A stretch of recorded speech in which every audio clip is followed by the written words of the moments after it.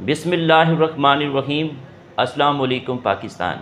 नाजरीन, आप देख रहे हैं आवाज़ बहावलपुर न्यूज़ चैनल और मैं हूं आपका मेज़बान अहमद महमूद।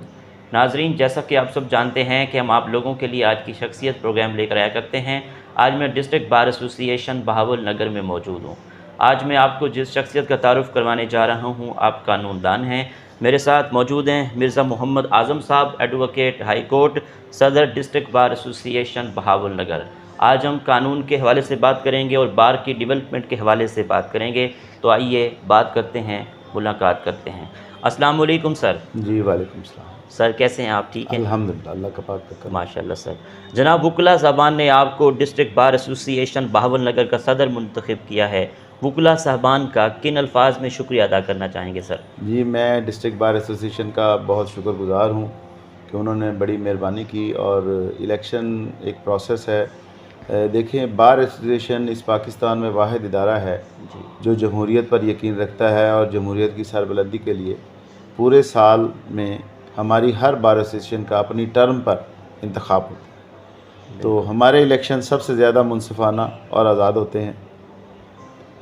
कोई वहाँ पे रिगिंग का चांस नहीं होता और अल्हम्दुलिल्लाह हमारी बार डिस्ट्रिक्ट बार एसोसिएशन बहावल नगर की एक बड़ी ज़िंदा और मज़बूत रिवायात हैं और हम इलेक्शन के दिन तक एक दूसरे के साथ सियासी मुखालफत करते हैं और इलेक्शन के दूसरे दिन हम एक होते हैं।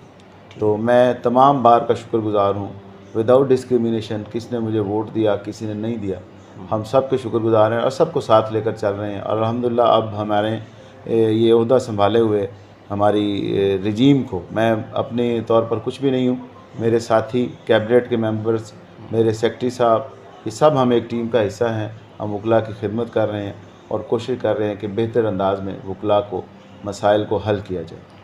तो जो इलेक्शन है हमारा, वो एक प्रोसेस है। इलेक्शन में जब जीत हो गई तो फिर ये काउंट नहीं हम करते कि कैसे हुई और कहाँ हुई और कितनी लीड है और वगैरह वगैरह, ये सारी चीज़ें नफ़रत पैदा करती हैं।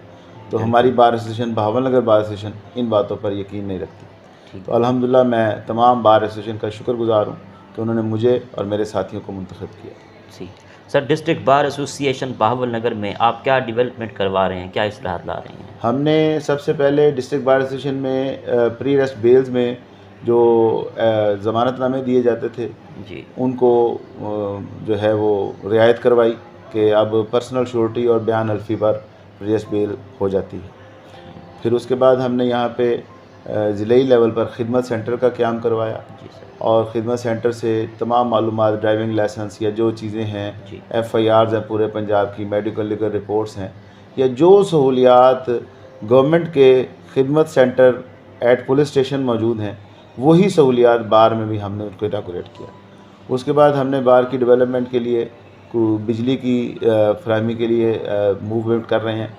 हमारे कुछ चैम्बर्स हैं अली ब्लॉक में, वहाँ पे बिजली की सहूलत लाइनें नहीं हैं, LT लाइन नहीं है, तो उसके लिए हम तगोदो कर रहे हैं। हमारी कोशिश है कि बार में ATM मशीन फ़िक्स हो जाए, इंशाल्लाह हो जाएगी। और इसके बाद हम कोशिश करेंगे कि फंडिंग से कि हम बार को सोलर सिस्टम पर कन्वर्ट करें ताकि नेशनल ग्रिड पर कम अज़ कम हमारी बार एसोसिएशन की बिजली का बोझ कम हो। और उसकी वजह ये है कि हमारे वकला साहिबान दिन के वक्त काम करते हैं, बार रूम भी और बार से लाइब्रेरी है, लेडीज़ बार रूम है, ये भी दिन को इस्तेमाल होते हैं। तो हमारे पास तकरीबन साल में 11 महीने तो सूरज आबोताब के साथ चमकता है। तो हमारी कोशिश ये है कि इसको सोलर पर कन्वर्ट कर दिया जाए, जितनी बिजली हम इस्तेमाल करते हैं कम अज़ कम वो नेशनल ग्रिड में वापस चली जाए, और ताकि हम खुद इन्हिसारी भी करें और कौम की खिदमत भी करें। ठीक सर, आपके दौर में बार और बेंच के ताल्लुकात किस तरह चल रहे हैं? देखिए, बार और बेंच के ताल्लुकात में हमारे दौर में तो बेहतरीन चल रहे हैं, लेकिन जो आला अदलिया है वहाँ पे कुछ मसाइल हैं कि आला अदलिया बार के साथ नहीं मिक्सअप होती।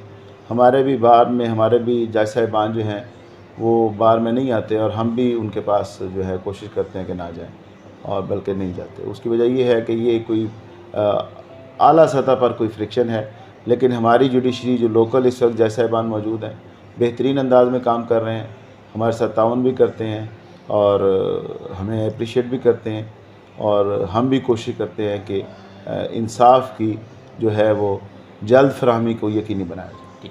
सर, पाकिस्तान में इंसाफ की फराहमी को बेहतर करने के लिए एज ए सीनियर कानूनदान आपकी क्या तजवीज़ है? देखिए, पाकिस्तान में इंसाफ की फराहमी को बेहतर करने के लिए सिर्फ हमें अपनी नीयत ठीक करना होगी। हमें इनऑर्डिनेट डिले जो हम करते हैं केसों की समाअत में, हम और जो हम स्ट्राइक्स करते हैं, देखिए अब हमने जब से ये यहाँ पे इंतज़ाम संभाला है, हमने एक भी स्ट्राइक जो है वो बिला वजह नहीं की, सिवाय इसके कि पाकिस्तान बार कौंसिल और पंजाब बार कौंसिल या हमारे 3 वकला जो हैं वो वफ़ात पा गए हैं, उनके दिन पर हमने सोग मनाया है। अदरवाइज़ हमने कोई हड़ताल नहीं की। और इस हड़ताल कल्चर को ख़त्म होना चाहिए, ये इंसाफ की राह में सबसे बड़ी रुकावट है। दूसरी बात अहम ये है कि वकला को इस पर अपने केसों की तैयारी करके अगर आते हैं तो उसमें बहुत, मैं आपको मिसाल दूंगा कि भावनगर बार वाहिद बार है जो 3 दफ़ा डायरेक्शन केसेस के सिलसिले में नंबर 1 पर उन्होंने काम किया भावनगर की जुडिशरी ने। और जुडिशरी नहीं काम कर सकती वकला की असिस्टेंस के बगैर। मैं दावे से कहता हूँ कि वकील इंसाफ की फराहमी में सबसे अहम किरदार है, इसलिए कि वकील 2-2 हज़ार सफ़े की फ़ाइल पढ़ के जज साहब के सामने आके 5 मिनट में अपना माफ़ी ज़मीर बयान करता है कि केस क्या है, और ये सबसे अहम बात है। बाकी किसी के पास नतीजे की कोई गारंटी नहीं होती, ना होनी चाहिए, और भावनगर बार में ऐसे वकला हैं भी नहीं कि जो नतीजे की गारंटी देकर वकालत करते हैं। तो अल्हम्दुलिल्लाह बहुत स्मूथ और बड़ी मेहनती बार है हमारी बार का शुमार पंजाब की बल्कि पाकिस्तान की बेहतरीन बार्स में होता है। यहाँ बड़े बड़े नाम, बड़े बड़े वकला रहे, बड़े बड़े कानूनदान यहाँ से रहे जिनकी मिसाल नहीं मिलती।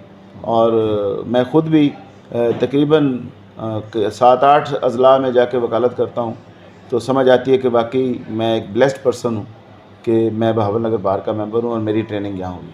ठीक सर, हमारी ज़िंदगी में रूल ऑफ लॉ की क्या अहमियत है? देखिए, रूल ऑफ लॉ तो माशरे की जान है। ये सोसाइटी को चलाने के लिए, सोसाइटी के आगे बढ़ने के लिए ये सबसे अहम चीज़ है। अगर रूल ऑफ लॉ नहीं है तो फिर बनाना रिपब्लिक है। तो हम जिनको कहते हैं रोग नेशन, तो रोग नेशंस में फिर शुमार होता है। फिर दुनिया जो है वो ये समझती है कि ये हमारे पास जो है कुछ बदकिस्मती का एलिमेंट ये है कि सोशल मीडिया पर अफवाहें और बहुत सारी चीज़ें फैलाई जाती हैं। लोगों को, जुडिशरी को, मुआशरे को, गवर्नमेंट को, स्टेट के इदारों को कुछ लोग बदनाम करने के एजेंडे पर तुले रहते हैं। उससे एक डिस्ट्रस्ट सा क्रिएट होता है सोसाइटी में फ़र्द का। लेकिन ओवरऑल ऐसी बात नहीं है, अल्हम्दुलिल्लाह ठीक है। हमारे पास जो जितना दुनिया में वावेला किया जाता है कि इतने नंबर पर अदालतें हैं, इतने नंबर पर अदालतें, ये सब मैं इस बात को नहीं मानता।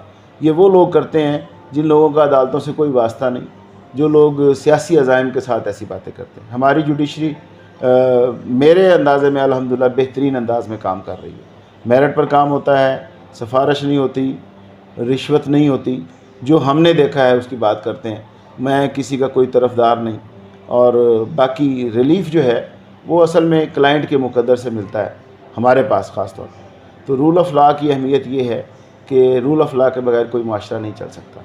और हमारे माशरे में जो खामियां हैं वो गलत पॉलिसीज़ की वजह से हो सकती हैं, लेकिन ओवरऑल सोशल जो रवैया है वो ऐसी बात नहीं है।